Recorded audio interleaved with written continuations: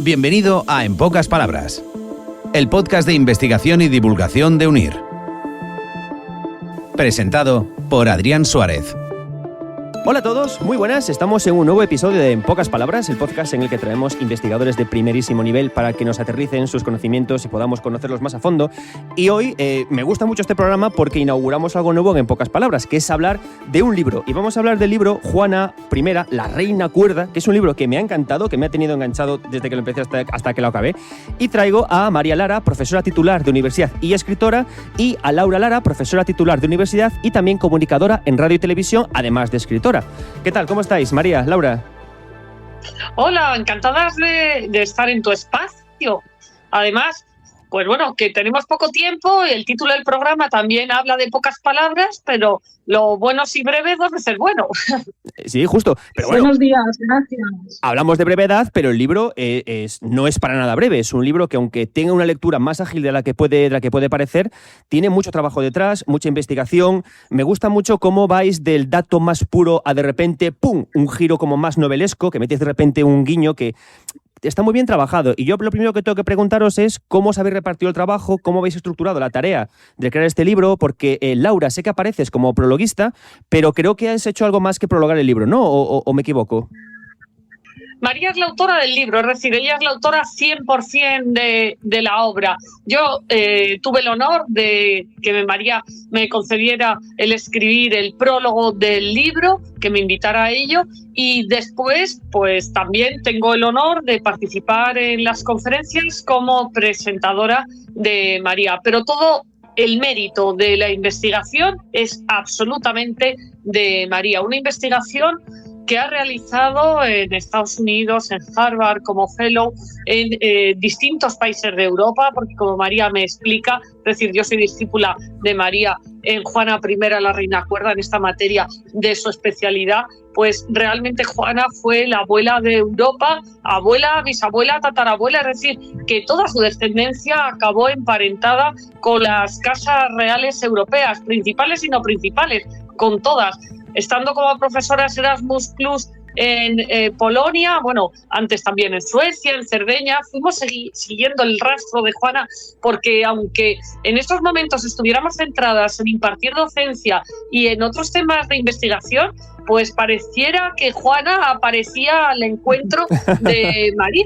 De hecho, cuando estábamos en Cagliari, en Cerdeña, en el hotel, había una información de una conferencia que había sobre una mujer, sobre una de las juezas de la isla, y era realmente el retrato de Juana. Yo se lo di a María diciendo, si quieres vamos, y dice, pero bueno, si es que aquí, como María ahora explicará, esta cara es de Juana. Y cuando estábamos en Nisa, en la universidad en Polonia, pues María acabó de escribir Juana I, la Reina Cuerda, bajo los retratos en una biblioteca monumental dentro de este instituto histórico, que es un liceo de segunda enseñanza, bajo los cuadros de dos de sus descendientes que acabaron emparentados con los Vasa de Suecia, uno de ellos, Fernando Vasa, y el otro Fernando de Habsburgo, pero que ella era su abuela. En fin, realmente es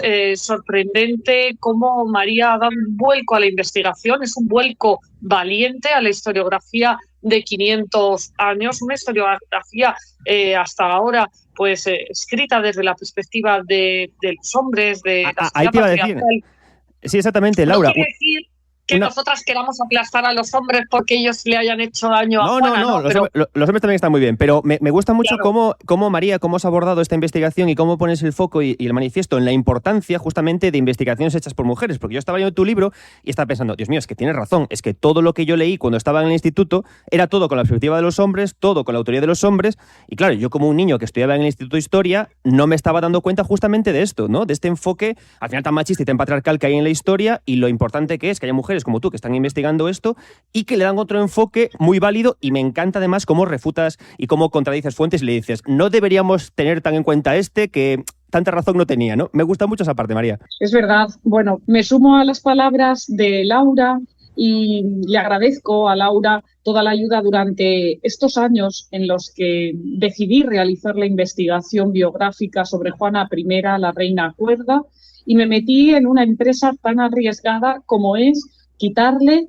el despectivo de loca, desmentir clínicamente su supuesta demencia y todos los trastornos psicológicos que se le han adjudicado a Juana y defender que era una persona sensata, que no tenía ningún trastorno bipolar ni de esquizofrenia, porque además es que la psiquiatría y la psicología, cuando comenzó en el siglo XIX, le probó todas las enfermedades más severas y, sin embargo, que fue instrumentalizada por las personas de su entorno. Entonces, las fuentes primarias sobre Juana, la búsqueda en esas fuentes primarias me ha permitido encontrarme con la propia identidad de esta mujer, que fue la primera reina de lo que podríamos llamar la unión de reinos de la monarquía hispánica y que, sin embargo, se perdió tantas cosas que sucedieron a lo largo de su vida.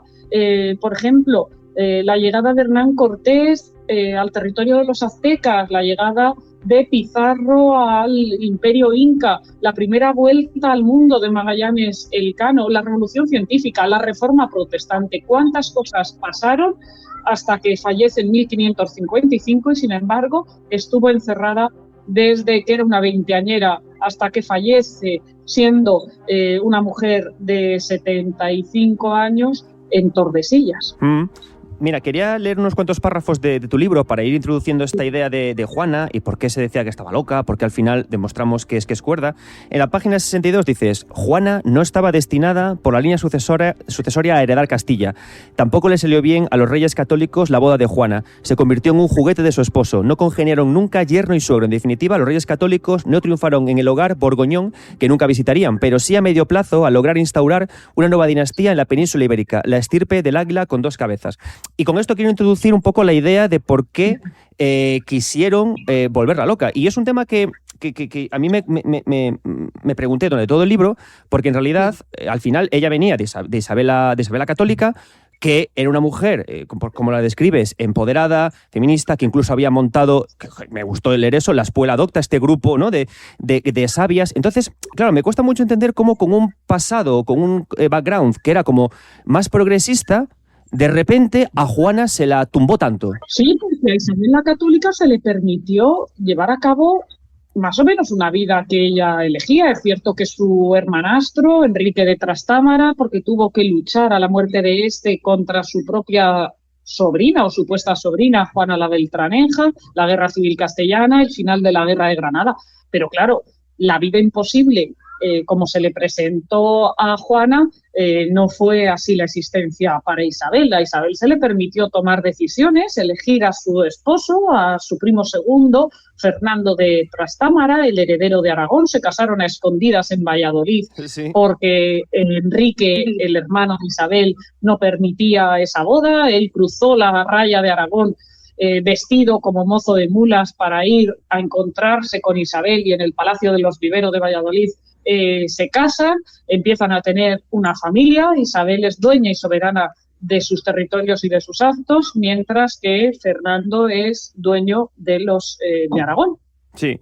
Claro, pero por eso precisamente con Isabel, que había preparado un marco tan progresista, me cuesta mucho entender cómo en la página 137 dices: el 12 de octubre de 1504 Isabel redactó su testamento, firmándolo en Medina del Campo el 23 de noviembre, y dice: las desavenencias entre madre e hija no erosionaron el deseo de la católica de que Juana y solo Juana la sucediera. Declaró Juana heredera universal, pero puso: solo para el caso de que Juana se halle ausente o no pueda o no quiera gobernar. ¿Intuía quizás Isabel que Juana no querría gobernar? ¿O por qué lo puso de esta forma?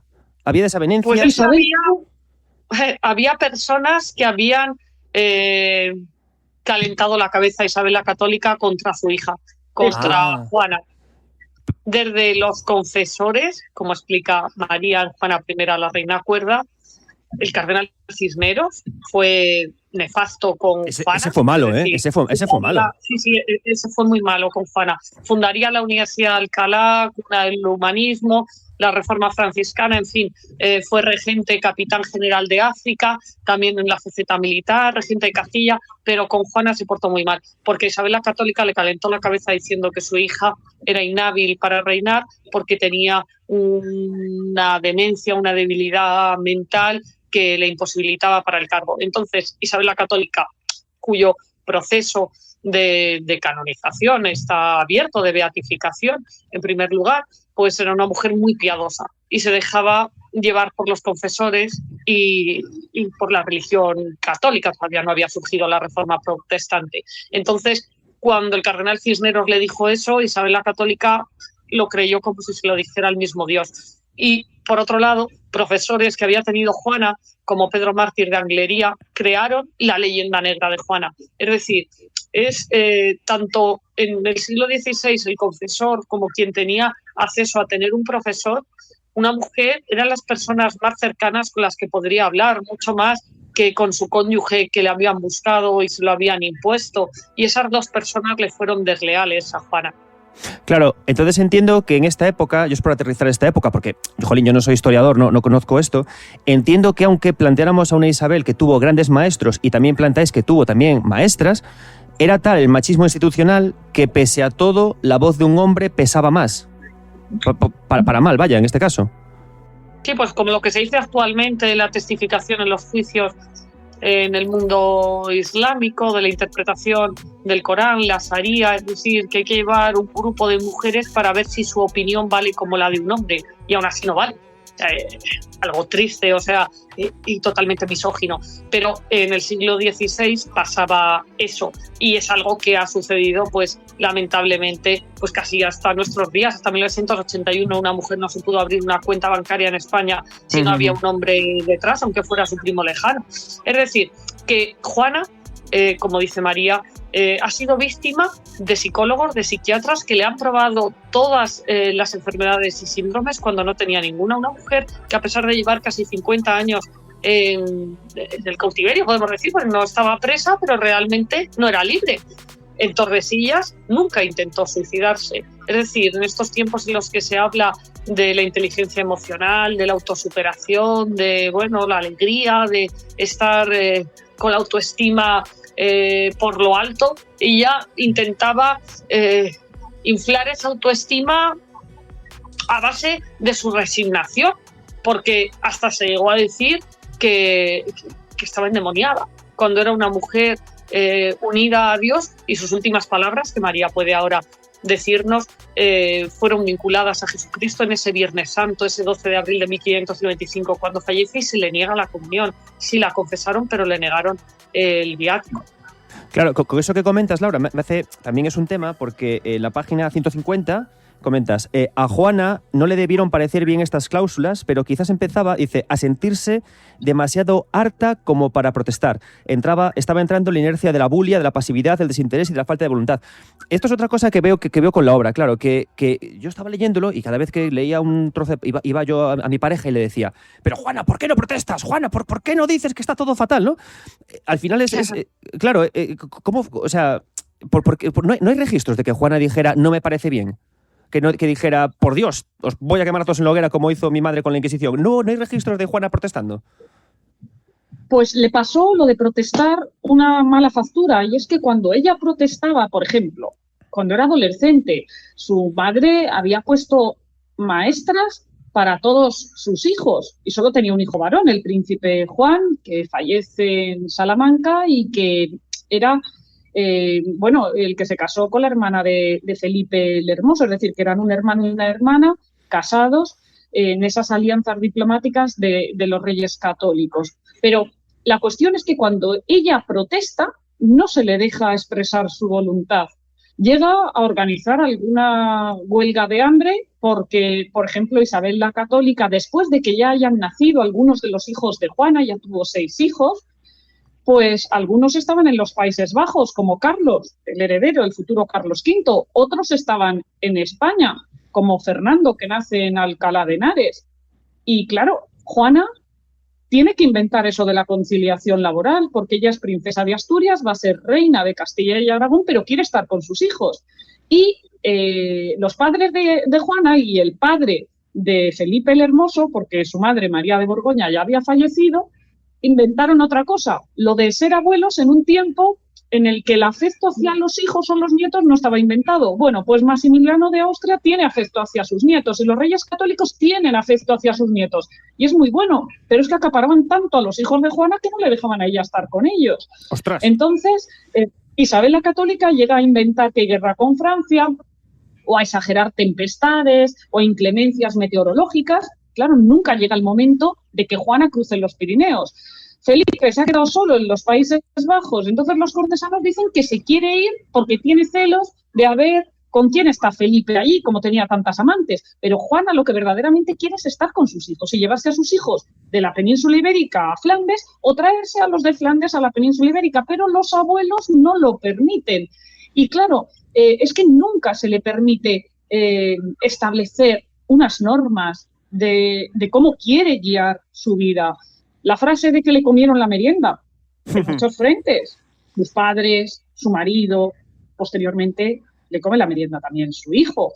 Carlos, Todos. Que cuando llega a España, siendo un adolescente con 17 años, en primer lugar está agonizando el cardenal Cisneros y no va a verlo, y por otro lado decide que él es el rey titular asesorado de sus consejeros flamencos, entre otros de Adriano d'Utrecht, enemigo del cardenal Cisneros, y decide que él es el rey. Pero si tiene una madre viva que es la reina, ¿por qué no puede ejercer ella como reina? Sin embargo, sí que buscaba Carlos la legitimidad de Juana, que era muy querida por las Cortes de Castilla y por el pueblo, que siempre confió en Juana, y buscaba la legitimidad poniéndola en las monedas o en los documentos, en la intitulación de cada uno de los documentos. Pero nuevamente vamos ahora a los complejos de los familiares de Juana, porque posiblemente eran familiares que tenían muchos complejos que proyectaban en ella, porque cuando Juana muere en 1555, a los pocos meses, abdica y se retira a Juste Carlos. Entonces tenía el reino ya para él solo,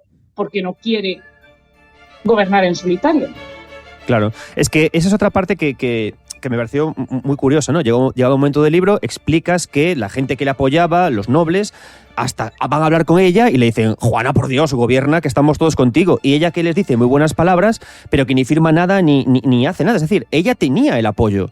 Es decir, ¿cómo fue entonces? Porque lo que tú comentas, o sea, Isabel la Católica fue la que le comió tanto la cabeza porque a ella se la comieron la propia religión, que ella se convenció que no estaba preparada para gobernar. O sea, ella misma porque es raro eso, porque luego lo que decías, cuando estuvo 50 años encerrada, dedicas un capítulo a explicar por qué ella no se suicidó, ¿no? Y explicas también que es porque suicidarse además tenía un castigo después de la muerte, porque allí te suicidabas y te señalaban con el dedo de que muy mal todo, que no vas a entrar en el cielo. Entonces, claro, yo estuve todo el libro muy intrigado por esta personalidad de Juana, tan extraña, claro. Igual es porque, como no aterricé tanto en la época, me cuesta más entenderla.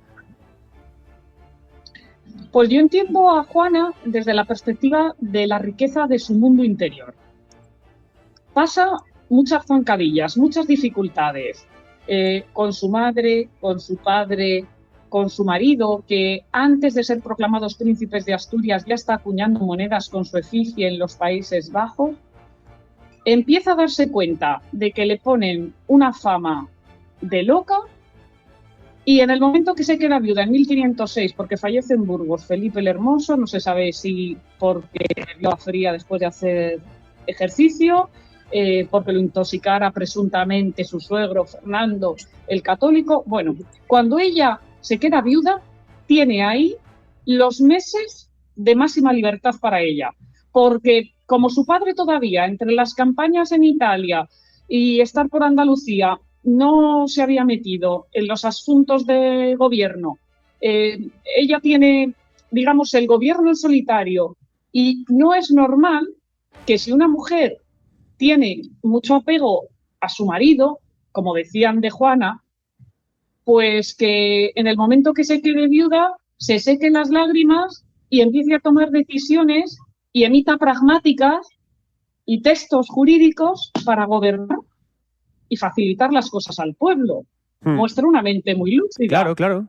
Eso se explica con la hipótesis que yo mantengo en el libro de que Juana, en el momento que conoce siendo un adolescente a Felipe, a pesar de ser un matrimonio de conveniencia, tiene un enamoramiento fuerte de Felipe, pero que después el comportamiento de Felipe va a hacer en Juana un proceso de desenamoramiento, de manera que ella quizá inventa eso del padre de sus hijos también, porque ella llora al padre de sus hijos, pero no quiere volver a casarse.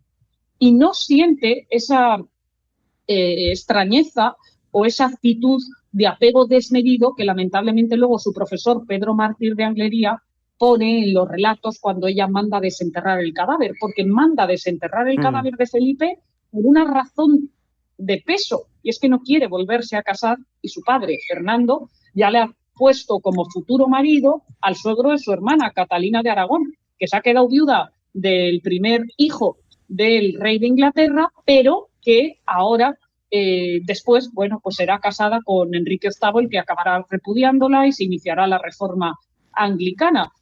Juana no quiere casarse, no porque el suegro de su hermana sea una persona mucho más mayor que ella, es que no quiere casarse, es que ya ha conocido el matrimonio, ha tenido 6 hijos. Quedó hasta las narices, vaya. Juana quedó, digo, basta ya. Es la más intelectual de todos los Trastámara, tiene una vida interior desde el punto de vista cultural y desde el punto de vista religioso, y lo que quiere es estar con sus hijos. O sea, que es un poco que Juana dijo que pasaba porque acabó diciendo, mira, dejadme en paz todos, que estéis todos como malditas cabras, no me quiero meter en vuestros complots locos, y si no me queréis, yo me meto aquí con mis libros y con mis cosas y paso de todas las cosas, ¿no? Fue un poco ese aterrizaje al final de Juana. Dijo, ¿queréis que esté loca? Pues venga, pues lo que queráis, me meto para aquí. Sí, una máscara neuronal, una forma de decir, bueno, decís que estoy loca, pues a partir de ese señuelo y a partir de eso que podría ser un estigma, ella encuentra la llave de su libertad, con un precio también bastante caro, porque va a ser confinada en distintos municipios, finalmente ya llega al enclave de Tordesillas y allí pasa, como ha dicho Laura, pues prácticamente medio siglo. Antes que cuando muere Felipe el Hermoso ya está embarazada de su 6ª hija, en concreto de Catalina, la que fuera luego reina de Portugal, es decir, que es una hija póstuma, Catalina, y Catalina no tiene más maestros ni más maestras que Juana, porque los reyes católicos habían tenido esa corte de mujeres doctas con Beatriz Galindo la Latina, con Luisa Medrano, bueno, que habían tenido muchas mujeres profesoras para educar a su hijo y a sus hijas.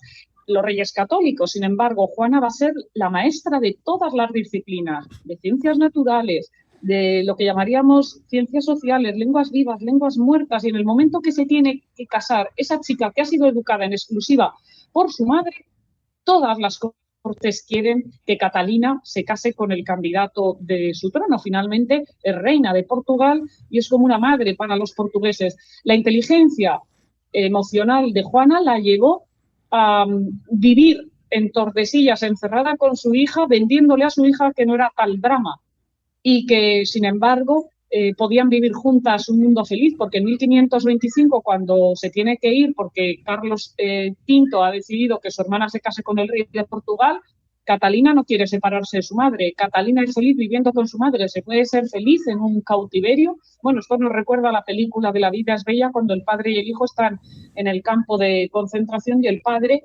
intenta por todos los medios que el hijo piense que eso es un juego, y era un horror. Sí, claro, antes de pedirte otra pregunta más, claro, con lo que contabas, es decir, Juana no era como Rapunzel, no quería escaparse, ¿no? Nunca hizo conato de huir, ella se quedó recluida y dijo, aquí me quedo, ¿no? O sea, nunca, porque creo que no te leí nada en el libro que dijera, me quiero escapar, me quiero huir, quiero irme. Ella no se quiso escapar de su cautiverio, esos 50 años. Ahí desarrolla la resignación. Es verdad que sabe que su padre, si no es en un sitio, la va a acabar encerrando en otro, porque sabe que su padre es testarudo y que, bueno, se ha dicho luego que Fernando el Católico fue la base en la que se inspiró Maquiavelo para El Príncipe, el fin justifica los medios. Entonces, como ella, cuando había estado en Bruselas, en los Países Bajos, ahí, a pesar de los desmanes de su marido, ella fue feliz porque era dueña de sus actos, podía gobernar en su corte, a pesar de que Isabel la Católica le mandaba confesores que después tenían que contar todo. Isabel. Dios mío, Isabel la Católica, madre mía, era un buen bicho, ¿eh? El secreto de la confesión. Pero ahí el contacto de vivir en un palacio y frecuentar conventos de religiosas. Y sabía que había vida cultural rica dentro de esos conventos. Entonces, Juana, cuando se entera que va a estar en Tordesillas y que allí está un convento de clarisas, pues piensa que va a poder tener algo de vida social. Y la tuvo, y cuando llegaba a la fiesta de Santiago Apóstol, pues ella encargaba una imagen o se responsabilizaba de decorar el templo con el monumento cuando era Jueves Santo, y podía tocar instrumentos musicales porque ella era experta en tocar el clavicordio, el realejo. Hay un realejo en el convento de clarisas de Tordesillas, que es de Patrimonio Nacional. Y bueno, en el libro también mantengo otra hipótesis. ¿Por qué a los flamencos se los llama flamencos? A los flamencos del cante y de la danza. Bueno, pues ella tenía tanta pasión por la música que se trajo músicos de Flandes, y quién sabe si no venían también entre esos cíngaros que acompañaban a Juana. Hay una hipótesis que tiene más de un siglo de vida que dice que el flamenco surgió en Andalucía con esos músicos que vinieron de Flandes en el séquito de Juana tras su boda. Me encanta. Yo por ir aterrizando un poco, ya por acabar estas preguntas que tengo de tu libro, que como digo, todo el que os escuchéis, por favor, comprad Juana I, la Reina Cuerda, te lo juro, estuve enganchadísimo. Entonces, un poco la idea es, corrígeme si me equivoco, ¿vale? Para que me haga una película general. La Iglesia, al final, por puro machismo y hasta por miedo a la mujer, deciden envenenar a Isabel la Católica para que no se repita un reinado tan fuerte de una reina tan fuerte. E incluso es tal su miedo o su querer que no haya una mujer gobernando que hasta prefieren que gobiernen dos, con perdón, peleles, como pintas a Fernando y a Felipe. Es un poco esa la idea. La Iglesia dice, esto de mujeres gobernando, basta ya. Y empiezan a conspirar. ¿Empieza todo por ahí? Quizás no fuera, si me deja María opinar, aunque yo soy la prologuista, ella es la especialista. No creo que fuera tanto por frenar el poder de una mujer la Iglesia, sino que no hubo empatía, feeling entre el cardenal Cisneros y esos confesores y Juana, y sin embargo sí que tuvieron una unión ideológica, una afinidad de pensamiento muy fuerte con la madre, con Isabel. Y entonces, tanto la madre como esos confesores, o el profesor Pedro Mártir de Anglería, estaban examinando con lupa a Juana, y en cada momento cualquier cosa que se pudiera considerar incluso virtud la consideraban vicio. Vale. Es decir, como una persona que le habían cogido manía. O sea, que no era porque era mujer, sino porque no demostraba tener amor por la Iglesia, como tenía la Isabel, por eso la quisieron apartar. ¿Era un poco por ahí entonces? También tenía amor por la Iglesia. Es que entonces, no les cayó bien. Le empezaron a hacer la vida imposible. O sea, le hicieron bullying porque no les cayó bien, sin más. O sea, pero era una persona brillante. Aprendía francés en poco tiempo. O sea, ¿por qué no les cayó bien entonces? ¿Por su excesivo conocimiento? También es cierto que el cardenal Cisneros había tenido un caso de demencia severa en uno de sus hermanos, que incluso había atentado en algún momento contra la vida del cardenal Cisneros y lo había metido en líos muy gordos. A veces las personas proyectan temores de épocas pasadas en su vida y le cuelgan el San Benito, y nunca mejor dicho, porque el San Benito surge en aquella época con la Inquisición, a una persona inocente, y a lo mejor desarrolló tanta prevención hacia Juana porque estaba proyectando los miedos que tenía ante la locura que había tenido su hermano, aunque no me gusta utilizar el término loco, pero claro, Erasmo de Rotterdam, profesor de Carlos, del hijo de Juana, al fin y al cabo utiliza el término de locura, el elogio de la locura, en un tiempo, el Renacimiento, en el que, a pesar del antropocentrismo, de la libertad de expresión, había censura, y al loco se le podía permitir tener un comportamiento que al cuerdo no. Entonces Juana se sube a ese caballo de la locura cuando ve que tiene todo perdido si quiere seguir a su yo.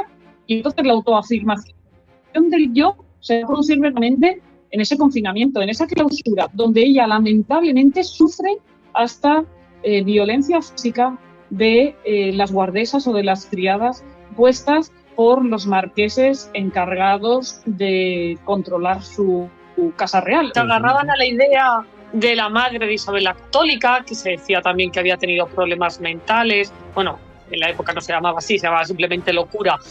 Y, en fin, yo creo que era intentar justificar que un verso suelto y que una persona con una personalidad, valga la reiteración, propia y diferente a los cánones establecidos para la época, una mujer sabia, una auténtica mujer del Renacimiento, como se dice a veces. Bueno, pues ella lo era, Juana. Era una mujer que les venía grande en las distintas esferas, en la esfera regia, en la esfera religiosa, alguien que no se dejaba doblegar, sino que era una libre pensadora. Pero es que eso, si lo evaluamos en la sociedad actual, creo que eso también tiene un caro precio, un precio muy elevado. El ser una persona que va contracorriente si hace falta, que es ella misma, que no forma parte de camarillas o de grupos o de partidos políticos o de líneas de opinión impuestas. Es que es lo mismo que sucede en los tiempos actuales, pero en una mujer del siglo XVI, cuando se es mujer en aquel tiempo, pues lamentablemente, salvo a Isabel la Católica, al resto de mujeres no se les concedía la posibilidad de desarrollarse como personas genuinamente. O sea, tumbar al brillante y poner al poder al tonto fácil de manipular, ¿no? Podríamos un poco resumir toda esta cuestión. Madre de Dios, qué aventura, sí. El único, como cuenta María, como ha investigado María magistralmente en Juana I, la reina cuerda, el único de su familia que se portó bien con ella fue Felipe II, su nieto, pero claro, ya era muy tarde y él prohibió que la exorcizaran. Y mandó... Bueno, aquí en el debate entre la perfecta casada de Fray Luis de León, la dama duende, la dama boba, en fin, Juana no podía ser una dama boba. ¿Qué va? Ni podía aparentarlo. Pero si Juana I, no sé si habéis leído El nombre del viento, pero es un poco como Cuoce, Juana I, es como que todo lo aprende, todo lo sabe, fantástica, y la toman justamente por su propia brillantez. No os quiero robar más tiempo, que sé que ahora... Bueno, perdona, María, que creo que quieres apuntar una cosilla más. Sí, Felipe II mandó que fueran a visitarla religiosos que la comprendieron perfectamente, como por ejemplo Francisco de Borja, duque de Gandía, que antes había estado casado, que después, cuando tuvo que escoltar el cortejo fúnebre de la esposa de Carlos V, de la nuera de Juana, de Isabel de Portugal, dijo que ya nunca iba a servir a un señor que se le pudiera morir por el camino, y entonces se hizo religioso, porque él estaba ya viudo, y luego fue general de los jesuitas. Y él la visita, y otros sacerdotes la visitan en su última etapa, y dicen, si todo lo que se ha dicho de esta mujer es tan cierto como que está endemoniada, todo es falso.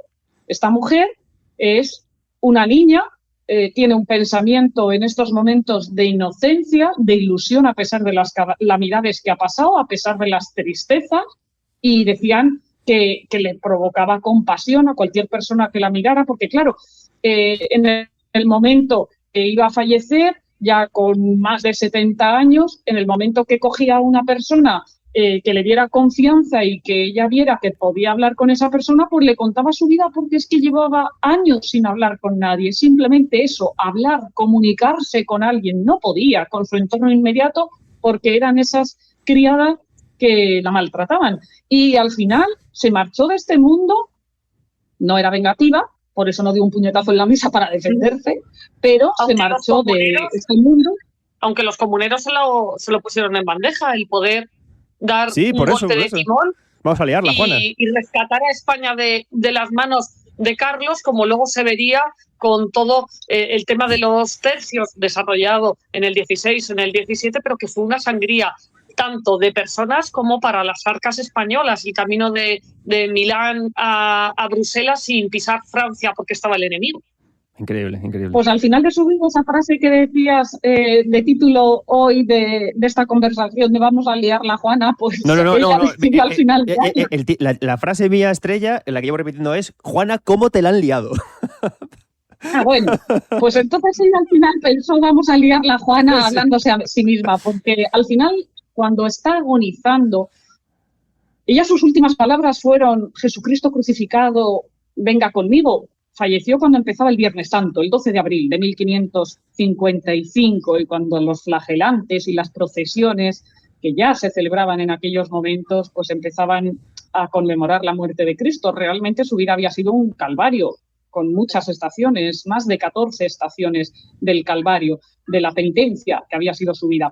Pero en los últimos momentos, lo único que le interesaba a su corte era tener acceso a un cofre muy voluminoso y pesado que ella de vez en cuando le pedía a las criadas que le dieran la llave, les pedía que se dieran la vuelta y ella miraba lo que tenía en el cofre. Ahí tenía retratos de su familia en un tiempo sin fotografías, claro, lógicamente los retratos de su familia eran óleos o tablas.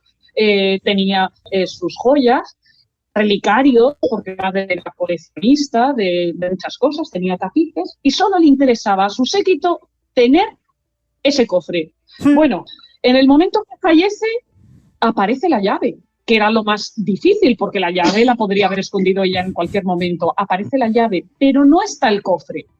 Con lo cual, todos buscan el cofre. Se decreta pena de excomunión a la persona que se ha encontrado con el cofre. Dios. Y el cofre nunca ha aparecido.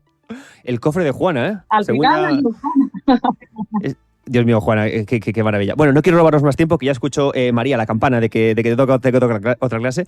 Nada, Laura Lara, muchísimas gracias por estar en Pocas Palabras, el podcast del Vicerrectorado de Investigación y Transferencia de UNIR. Me ha encantado el libro. A todo el que nos escuche, recomiendo que lo compre. Incluso aunque haya visto, que hayamos, bueno, es un poco tonto no spoilear la historia, es un libro que merece la pena leer, aunque hayamos aterrizado estas ideas. Mucha suerte en vuestros futuros proyectos y nos vemos. Encantada. gracias. Hasta luego. En Pocas Palabras es un podcast de investigación y divulgación de UNIR, presentado por Adrián Suárez. Sigue En Pocas Palabras en Spotify, iVoox o Apple Podcast y no te pierdas ningún capítulo.